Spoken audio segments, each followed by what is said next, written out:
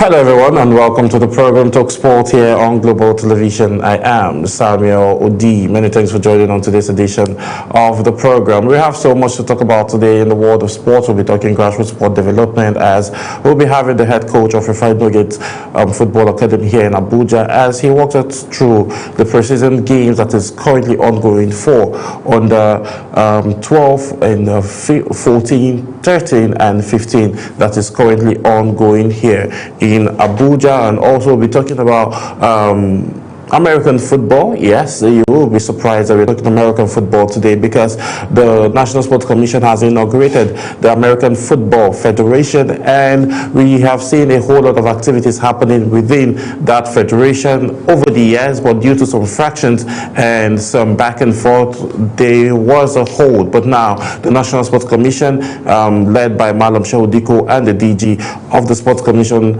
Bukola Olopade, has inaugurated a new federation, American football executive who would frontline and see through the activities happening within the American football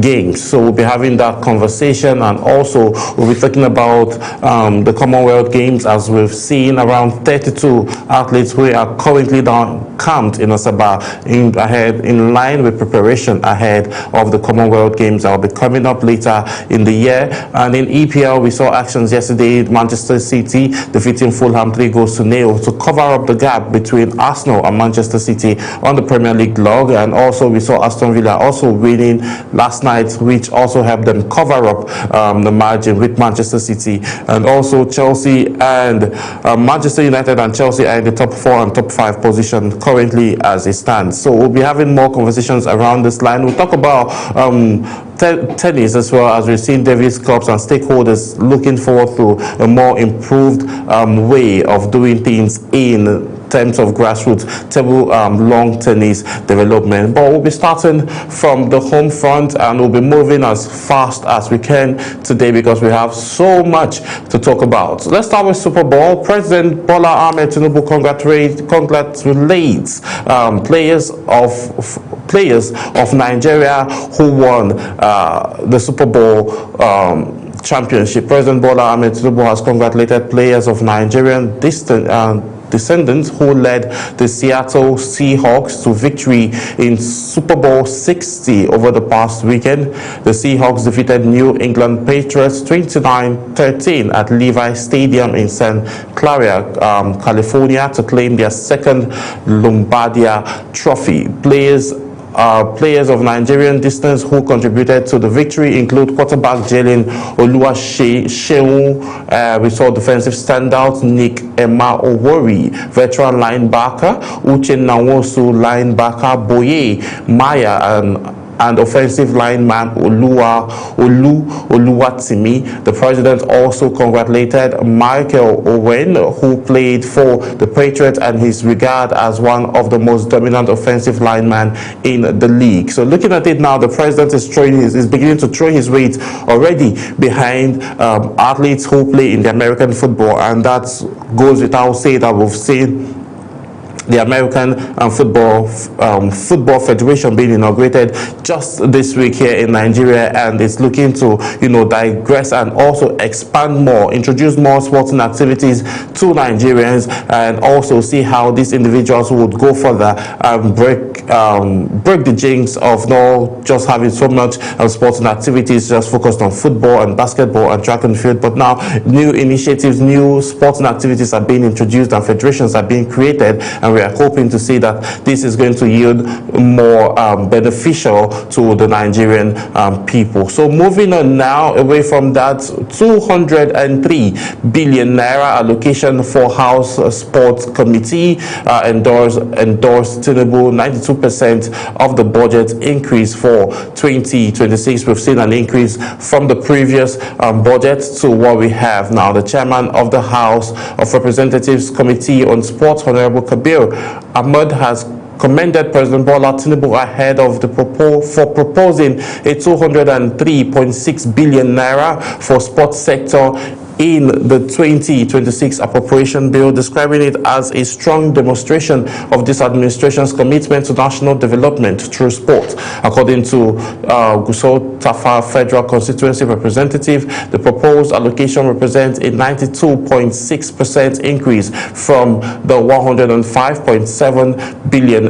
naira approved for the sector in 2025 Appropriation Act. He said the significant increment underscores the federal government's recognition of sport as a vital instrument for youth empowerment, national unity, and international representation. Amadou also lauded President Tinubu's approval of the first line change funding for the sports sector, a move expected to generate the prompt release of funds immediately after the passage of the budget. He noted that early funding would allow sporting bodies to prepare adequately for competitions and eliminate the recurring challenges of delay of financing. The committee chairman expressed optimism that increased allocation would address long-standing issues in the sector, including deteriorating sporting infrastructures, particularly the national stadium, unpaid bonuses to athletes and officials, inadequate funding for over 40 sports federations, and absence of sustainable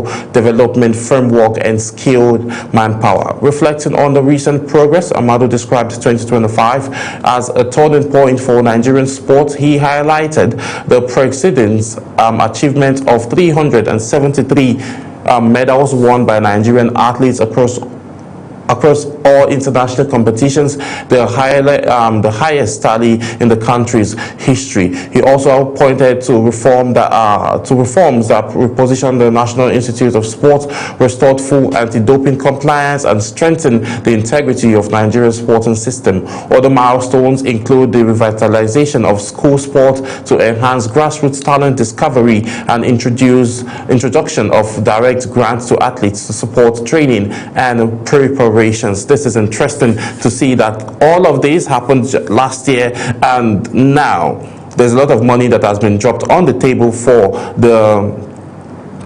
obviously for NFF and National Sports Commission, and this money is meant for officials and athletes. So now backlogs, now we are not supposed to be hearing concerns about bonuses not paid, salaries not being paid, and all of that. We shouldn't be hearing that athletes are not being paid the money that they are owed after events. Aside from the federal government also releasing this huge amount of money, every organization and other international bodies too, whenever a country or whenever athletes go to participate in whichever competition it is, a subsidy always gets paid to whatever federation it is. In Nigeria here we have over 40 federations, and then if they go for international events or events within the African continent, the level of subsidy gets paid, and then there's a lot of money. So now we shouldn't be hearing that athletes are not being paid, bonuses are not coming, and that is not something we want to hear, because currently we are seeing almost 100% increment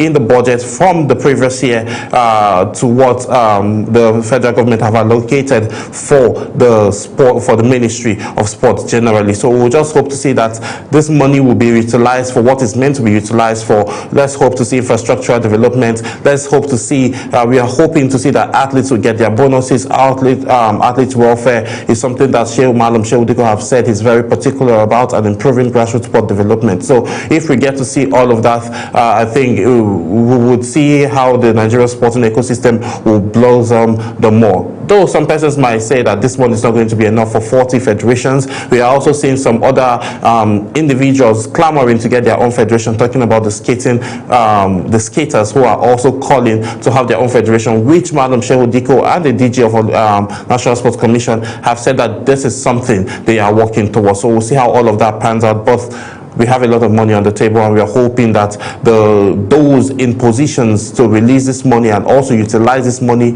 would actually utilize it for what it's meant for, and we wouldn't be hearing stories afterwards. So moving on, 32 athletes begin Commonwealth Games camping in Asaba, Asaba Delta State.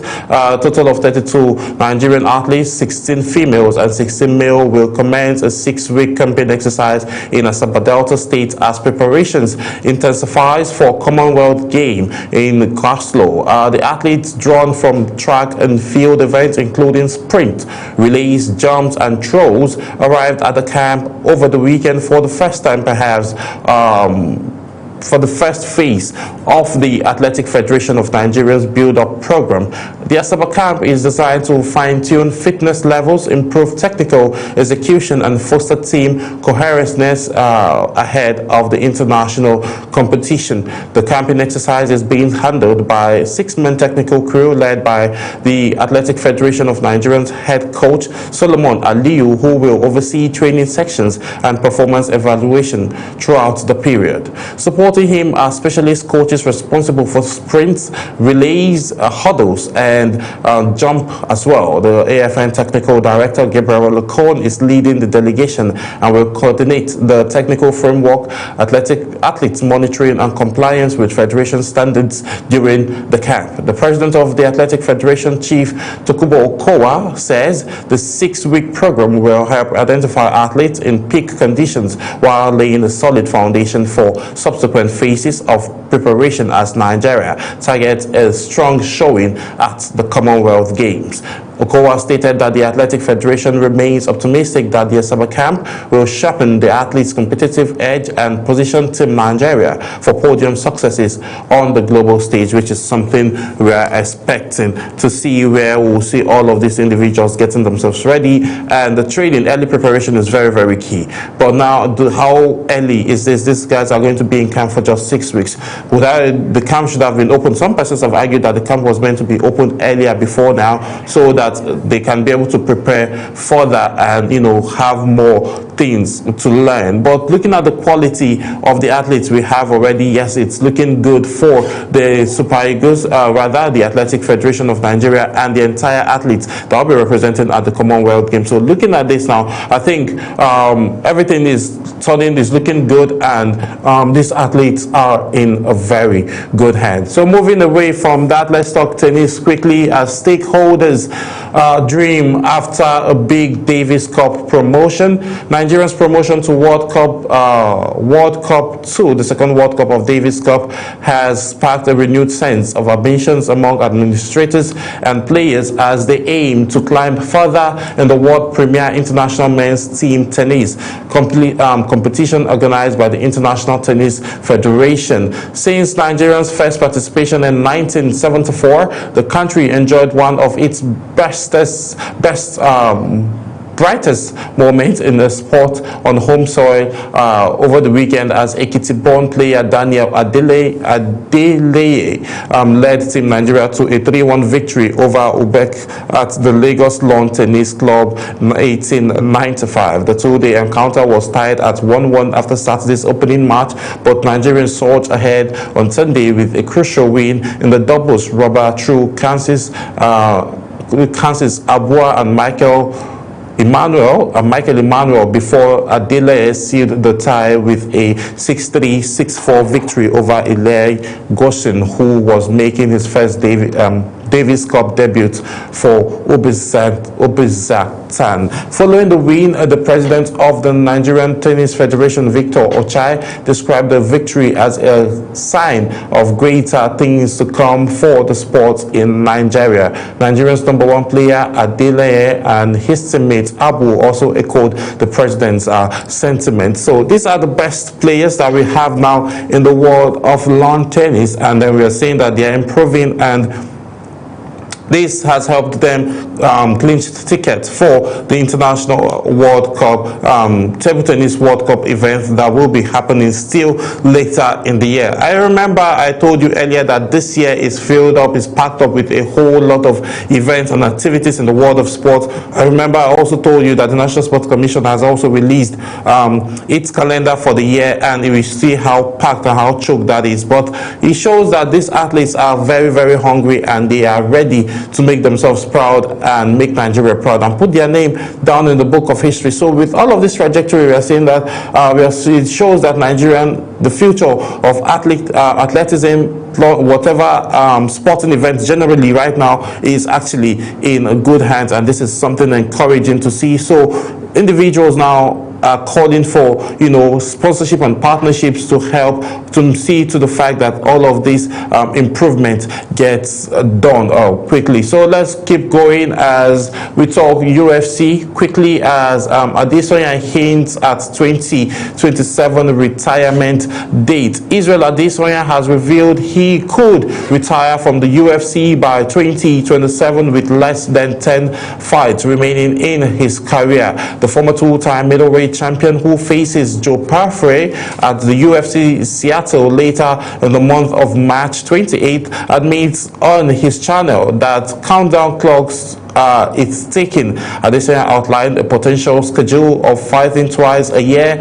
which could end his career within the next 2 years. The Nigerian-born New Zealand resident is currently on a 3-fight losing streak and will enter his bout against Parfrey as the betting underdog for the first time in his professional career. That's talking about in the UFC now. Adesanya also revealed that he was deep into negotiations to fight at the UFC Vancouver in October 2025 against former one-time champion, one championship king Reina de Regna, but a gym injury forced him to the sidelines, and then he continued to work and rehabilitate himself so that he can get ready to advance further in this competition. So we'll see how far and how well that will turn out for him. And then quick now, this is very interesting that some persons reacted to the fact that this is very, very shocking to see. This is coming from a footballer, and it's very funny to me. He says, Rio Ferdinand said, that's the former Manchester United captain and 6-time EPL championship winner. He says, I could have fought Anthony Joshua for 100 million euros. This is someone that does not have a background in boxing.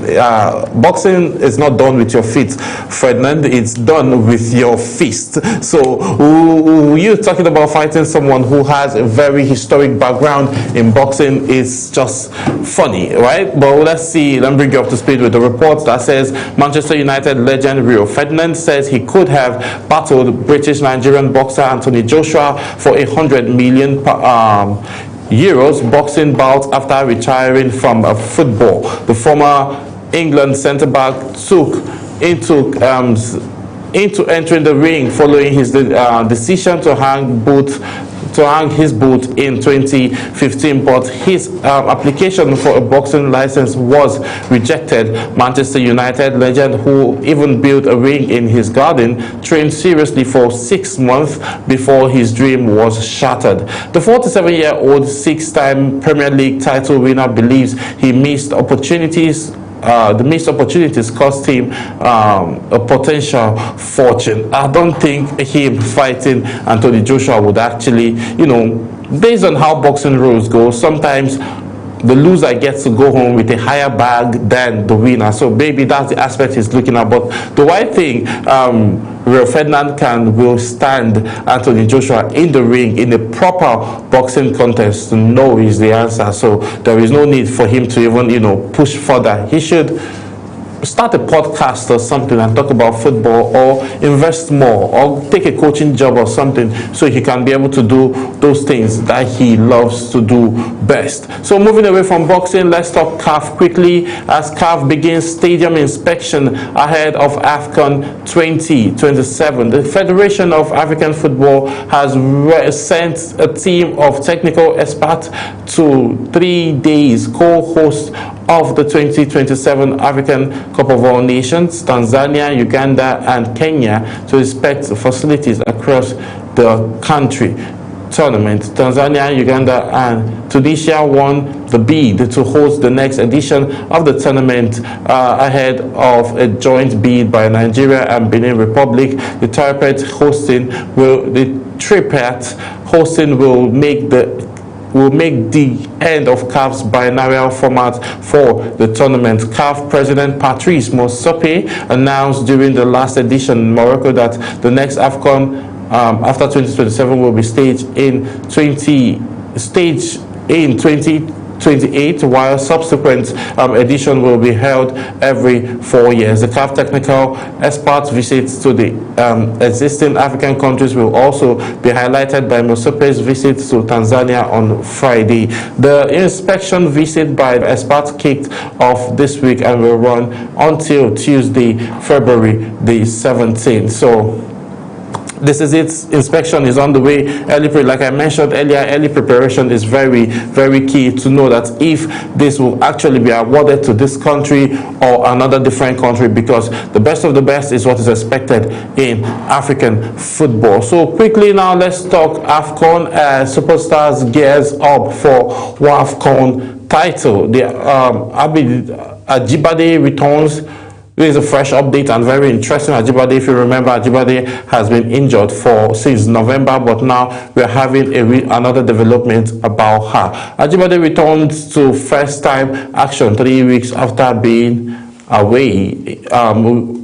In injury since November. Since joining the club in the summer, the Super Falcons star has made 9 league appearances, providing 1 assist, but she is yet to open her scoring account. However, her influence on the pitch is undeniable. She recently led other Super Falcons players in the International Federation of Football History and Statistics Women's African 11. The selection released by IFFHS as its Women's CAF Team of the Year for the year 2025, featuring Ajibade, goalkeeper Chiamaka Nnadozie, defender Michelle Alozie, and Ashlyn Prompter, and also midfielder Christy Uchebe. In South Africa,